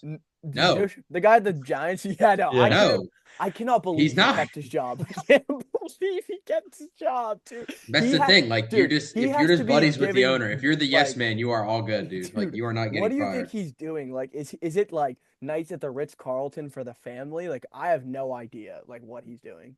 Is he the same guy from the video with Yes. Yes. the Saquon, right? Yeah, yeah, yeah. See, and that's probably his best thing he's done as a GM is realize their team is not a running back away, so we're not going to pay this guy. And but that's like the only notable thing I've seen. Like I mean, yeah, I don't. yeah, I mean, yeah, whatever. Yeah. We'll see how Dart turns out. That could turn the perception of him really quickly. Also, dude, if you think fucking Joe Shane is gonna be drafted in this draft, you're funny. John Harbaugh is gonna be like, all right, buddy.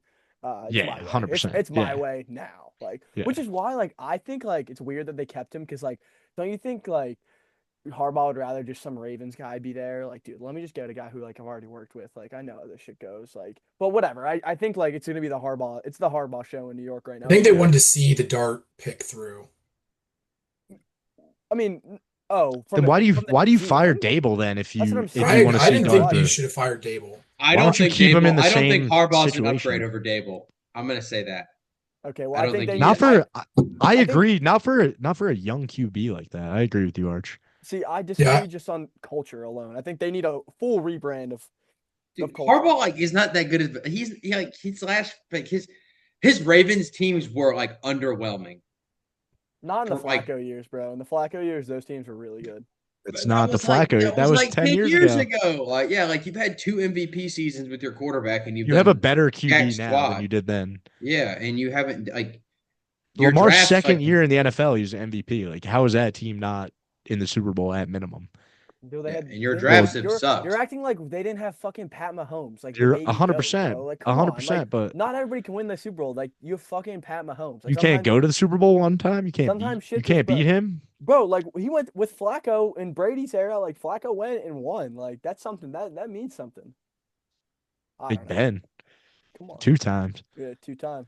Okay. Listen, I want to do a little quick conversation before we get off. Okay. I'm gonna give just a little definition of what some of these advanced analytics stats are. So like EPA is expected points added. And it's like WAR in baseball, wins above replacement, except it's like how many points did this action cost or give us every play? And like it matters in the given the situation as well in EPA. Okay. So that's like the advanced analytics like favorite tool to use. So the Seahawks rank #1 in rushing EPA, and they're so far ahead of #2 that the gap between 1 and 2 is almost the same between 2 and 18.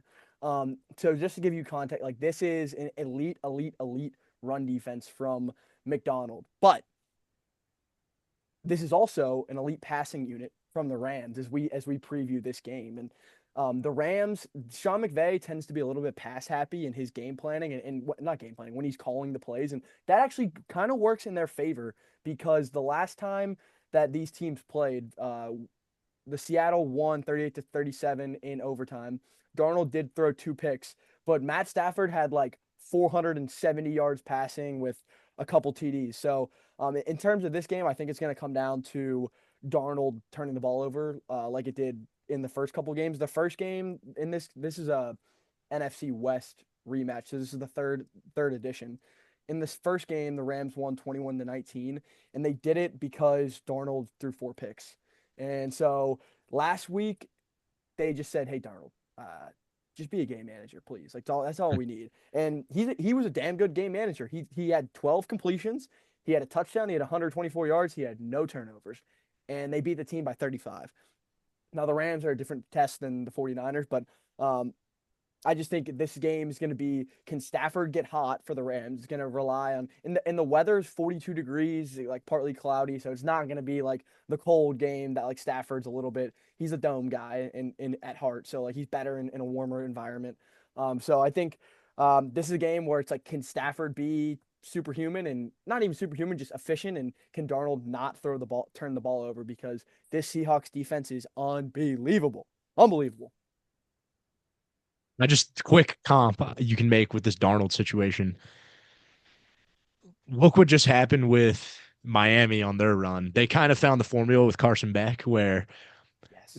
they needed him to make a few throws a game, and he was able to do that. And they knew that they were going to be able to run the ball effectively, and their defense was going to get stops the entire game. So they didn't need him to be a superhero. They didn't need him to produce at a super high level and put up a bunch of points. The Seahawks have the same exact formula, and I think that the only issue for them is that, like with Carson Beck, there's gonna be a time where you're gonna have to rely on Darnold to take you on a game-winning drive, and maybe he'll be able to do it in one of these rounds. Like maybe he'll be able to do it in this game, like Carson Beck did against Ole Miss. But when it's really that do or die moment, say the Seahawks beat the Rams and are in the Super Bowl, if Sam Darnold is, I mean, it could happen in either game, but if Sam Darnold's in a position where you need him to go on a drive and make all the right plays, all the right throws, all the right decisions, do you really trust him to be able to do that? And I think at some point, and I think it's going to be in this game against the Rams, he's going to be in that position.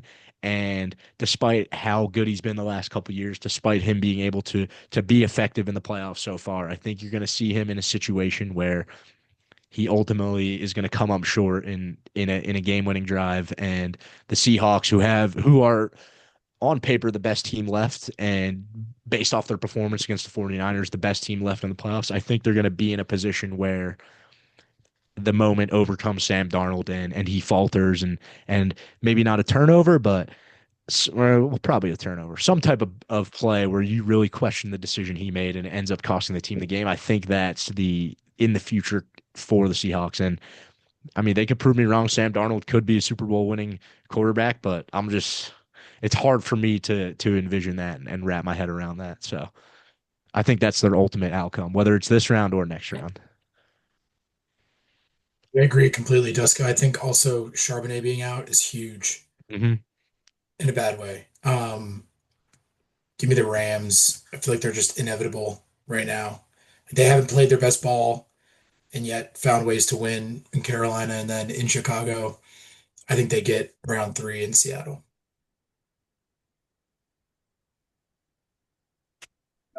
I'm going to be taking the Seahawks here. I just think that I don't know. The Rams have really not impressed me much. I know it was a good win versus the Bears, but I think the Seahawks. I like Mike McDonald a lot, and I like his defense. Yeah.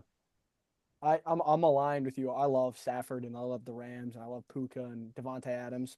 So it's going to be a game where I'm picking the Seahawks because their defense is so awesome, and I think they might be a team of destiny with the Mike McDonald run. But I'm sneaky cheering for the Rams, but I think the Seahawks are going to win this game. Um, Next game is Jarrett Stidham. The spread is only 4.5, guys. This is not like the game is not over. Like we've seen, Duska, you are a Philadelphia Eagles fan. You of all people know what backup quarterbacks can do. I mean, do we have to? Are we really going to do this? Do you want me to No, make this comp? what? No, no, no. I don't want you to No. make this Okay. comp. No, I'm no, no. saying. Okay. Okay. Okay. I was going to No, say. I was just Yeah. saying like we've seen. I'm not saying like Nick Foles and Jared Stidham are the same guy. I'm just saying Okay. magic can happen, and like we said with like the Darnold stuff. Like, what if? I mean, the Broncos defense is a top 3 defense in the league. Like, what if they just play really well, and Stidham has like 220, 2 TDs, no picks. Like sometimes punting is not the worst thing in football. Punts are good in the playoffs sometimes. You'll take Especially in punts. the NFL with the field goals. You'll take punts. You can't take sacks, bad turnovers. You'll take punts. So like I'm not saying I'm picking the Patriots and like the Denver Broncos have a tall task at hand, but we're talking about like is Sean Payton a Hall of Fame head coach? Like probably. Yeah. Yeah. Okay. So you got a Hall of Fame head coach. Anytime you won a Super Bowl. Dre, you've got a good defense. Dre Greenlaw, Hufanga, Bonito. Sam will remember that. Anyway, that was a Penguins hockey reference, but you've got guys out there. This game is not over, and you can run. Their running game's not amazing. It's not great actually. Harvey doesn't even have like 600 yards on the year, so it's not like they're going to be leaning on the. But even though they haven't run the ball great up to this point, maybe today changes. I'm just trying to put that out there because I think the Patriots might be a team of destiny in the. I would like to interject. Please do. I'm rambling. I will take Sean Payton and Jared Stidham in the snow. I just checked the forecast is not going to be an issue. Colorado's getting most of this storm on Friday and Saturday, which kind of sucks. I was hoping for a little snowball. But regardless, give me Sean Payton to work his wizard magic one final time and for Drake May to not rise to the occasion in the elevation and give me the Broncos to escape the AFC Championship and give us Jared Stidham in the Super Bowl. Sorry, I was just doing that to Jarrett Stidham in the Super Bowl. That would suck. I am going to be well, I think Jarrett Stidham is going to play as good, if not better, than Bo Nix in this offense. It's a very quarterback-friendly offense. And I hate a lot of things in the NFL, none more than my hatred for the douchebag that is Sean Payton. I am taking the Patriots. They are going to stomp them. But like I noted, Jarrett Stidham will play a good game. I like that prediction, Arch. Yeah, I mean, I got the Pats here.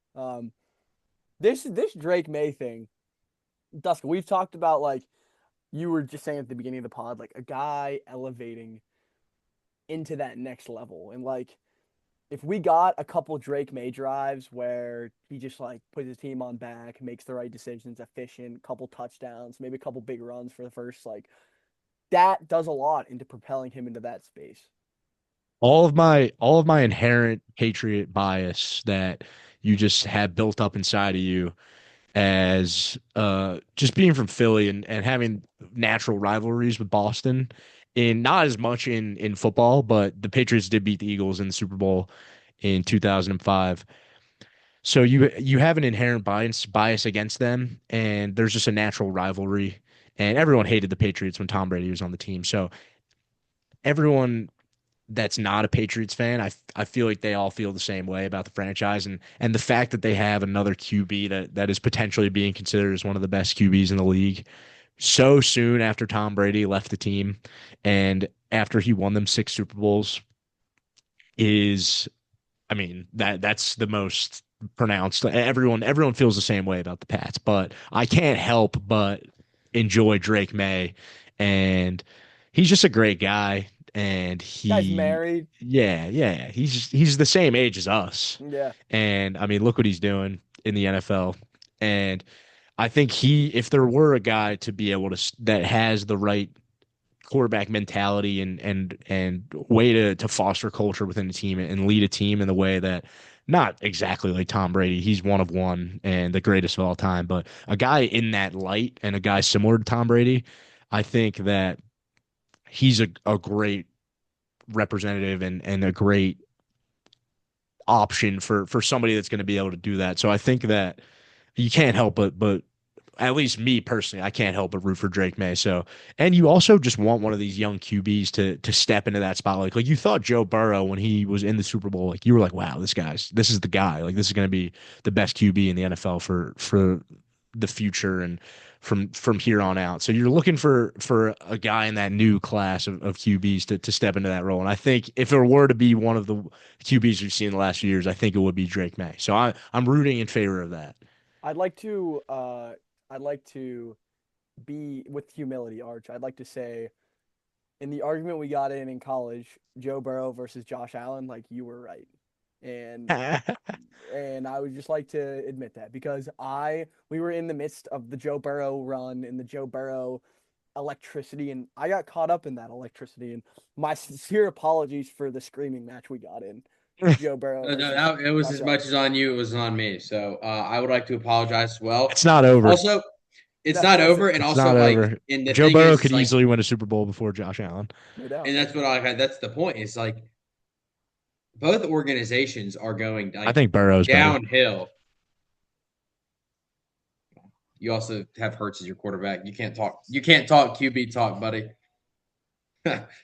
Okay, dude, I wish we had a big supporter base so we can throw out a poll about Matt Stafford and Matt Ryan, so we could see how delusional you are in thinking that Dude, Matt Ryan is better. This argument was literally like 4 years ago. It can't talk like you can't use this. Oh, look what happened in these 4 years. It was in that moment of time. You can't say, well, you actively think he's better.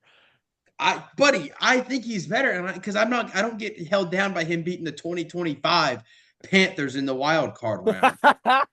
Matt Ryan used to whoop the Panthers for a living. All right, dude.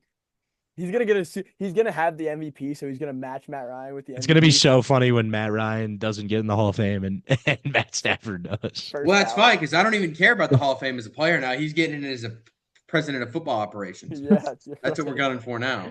The Hall of Shame. Anyway, dude. I mean, after the Falcons collapse over the next 3 to 5 years. You can't even get into an argument because you're gonna say he doesn't have a Super Bowl. That matters as much as you don't want it to. It matters. I just can't even. I can't. Okay, dude. He didn't fully win the damn Super Bowl. Arch, hear me out. Matt Ryan is in the tier. So there's like the tier of this generation. It's like, so the top tier is obviously Brady, Manning, Breeze. Okay, like the Brady, Manning, Breeze, Rodgers. Like that's the top tier. Okay, the second tier and the third tier is where we're getting in this argument. And I think that, and I don't really think this is homerism. I think this would be I think people would agree with me. I think that second tier is like your Ben Roethlisberger, Matt Stafford, okay?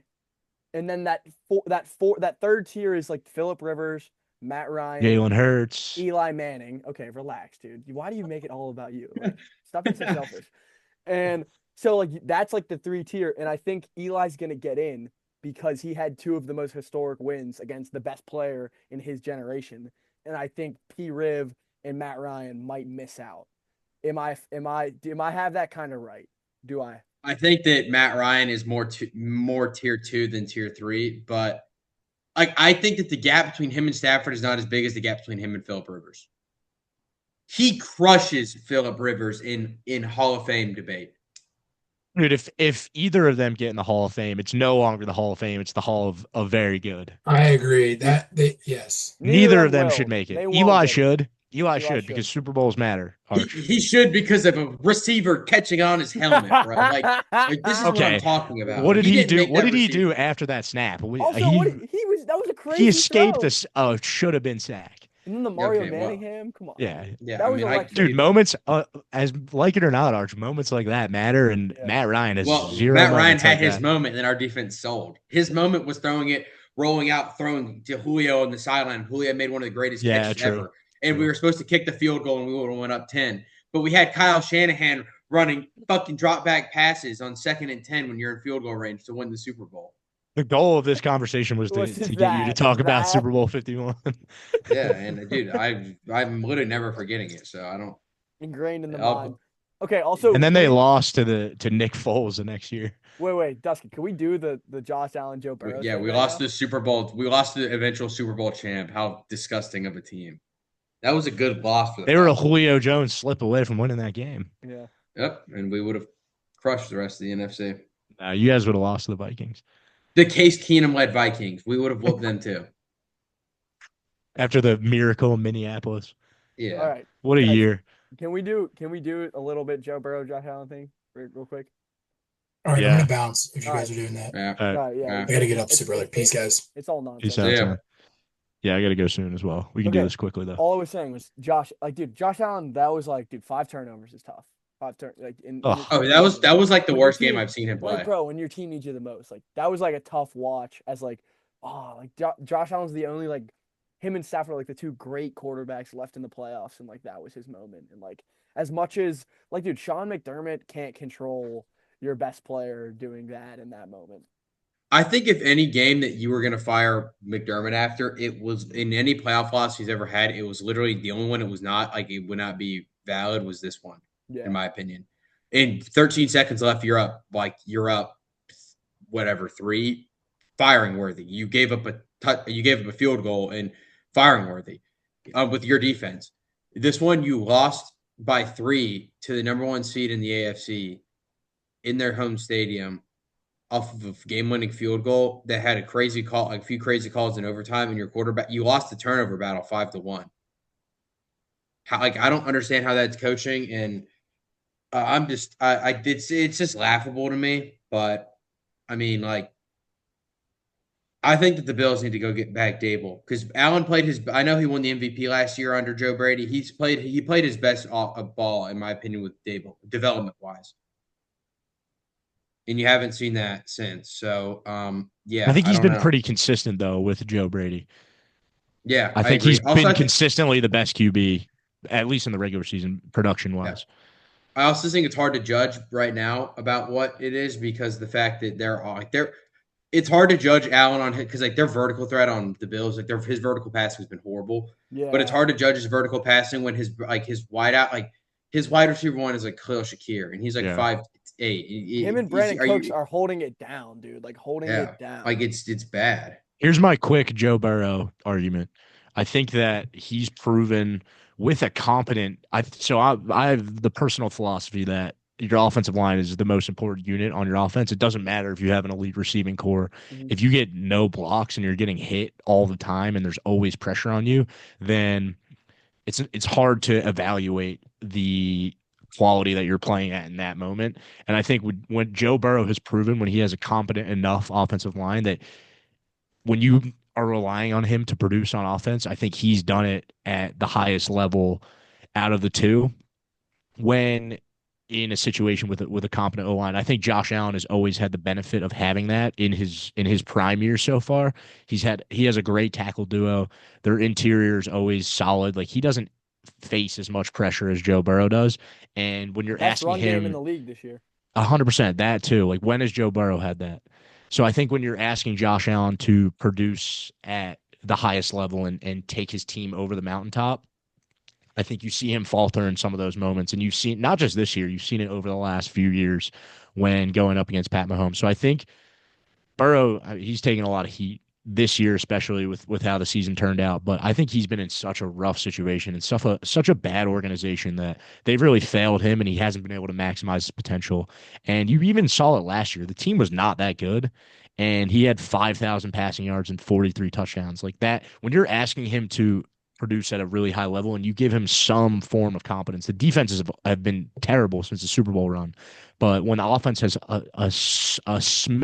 like a little tiny fraction of competence, you see the level he's able to produce at. So I think Joe Burrow's potential, and if you put him in the right situation, is limitless. And I think that's why I think he has a better chance in the long run.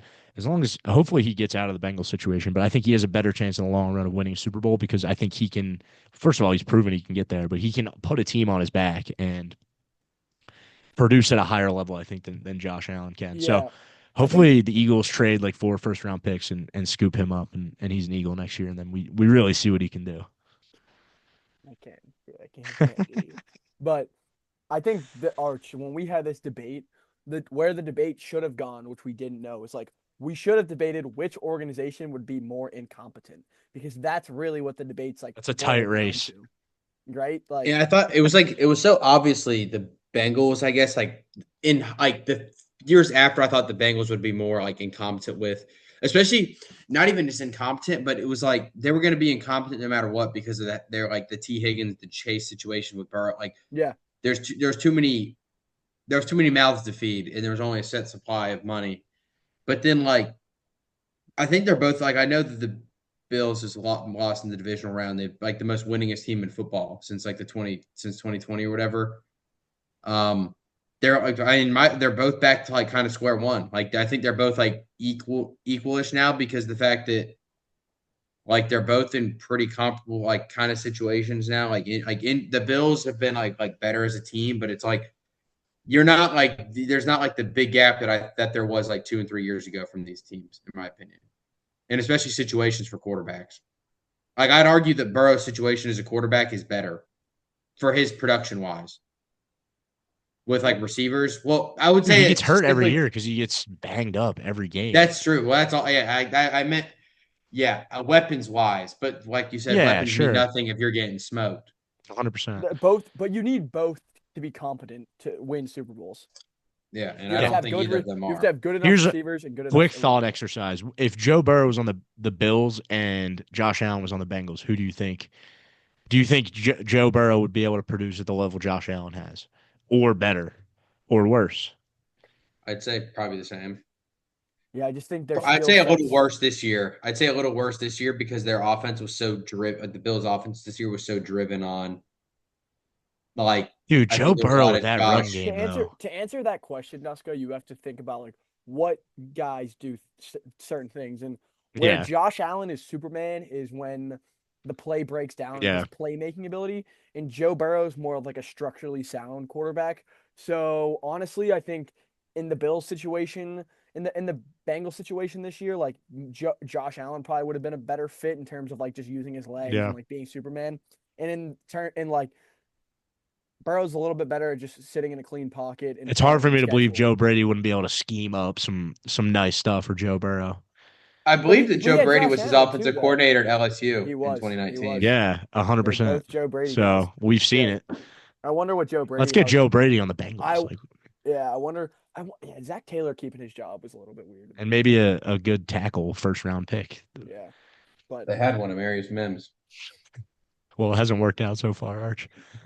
All right, fellas. Thanks for coming on. It's like Broderick Jones. No, dude, stop. Is Broderick Jones good or no? I haven't really. I don't watch enough of the Steelers.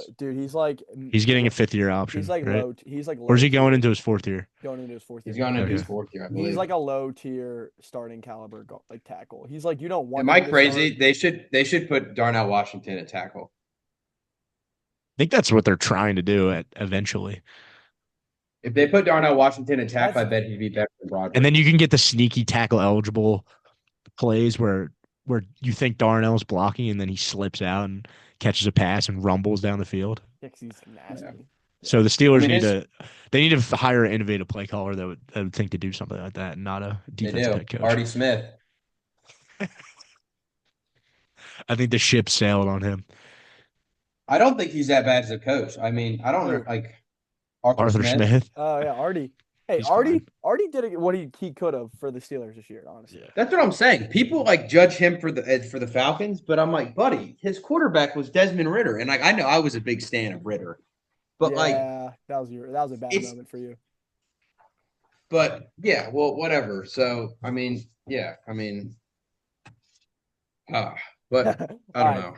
Sorry, there's nothing worse than being a Falcons fan. Peace, fellas. Well, thanks. Thanks. Let's leave it I'm on a telling you, positive note. we're gonna have the city back up in this year. I'm telling you. And then I'll go once I to I'll get, go to a game this fall. well, we got to see. We have a tough schedule this year, so that's not good. We're fighting the Mercedes-Benz Chiefs. Stadium. Me and Arch will be there. Oh, Fatlanta. No, you'll have film, bro. You'll have No, film. I think we have Sundays off. You might even have practice if you're on the CUSA Tuesday slate. Yeah, facts.